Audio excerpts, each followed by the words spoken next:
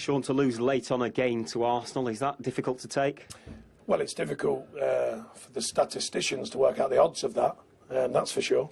And it was difficult because it was a very good performance from us, particularly first half. I thought, to play against such a side as them, keep the ball, probe and have them on the back foot at times, create chances without our keeper having a lot to do was very pleasing.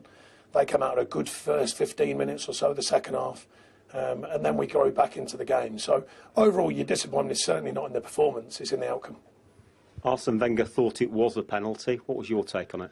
Well, to be honest, it was highly unlikely it wasn't going to not get given on a day like today.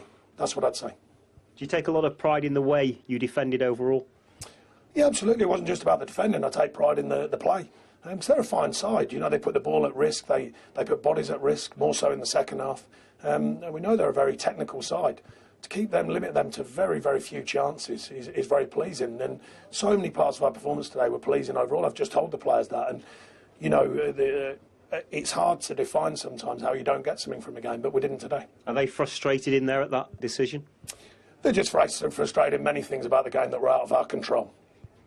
And your substitution, Stephen Defoe coming off and Chris Wood coming on, was that a show of intent that even against Arsenal you thought you could go on and win the game? Yeah, absolutely. We've never, I mentioned many times that sometimes people forget when they say about our good defending, they forget you're playing against very good players and sometimes they force you to defend, which they did for the first 15 or 20 minutes of the second half. And then we came out and I thought the changes were effective, which I was pleased with. Only tactical, nothing to do with Stephen's performance because he's been excellent for us. Like I said, there's so many pleasing things. The growth I talk about in the side, I thought it was on show again today. The gaps that we're trying to shorten against the real superpower clubs.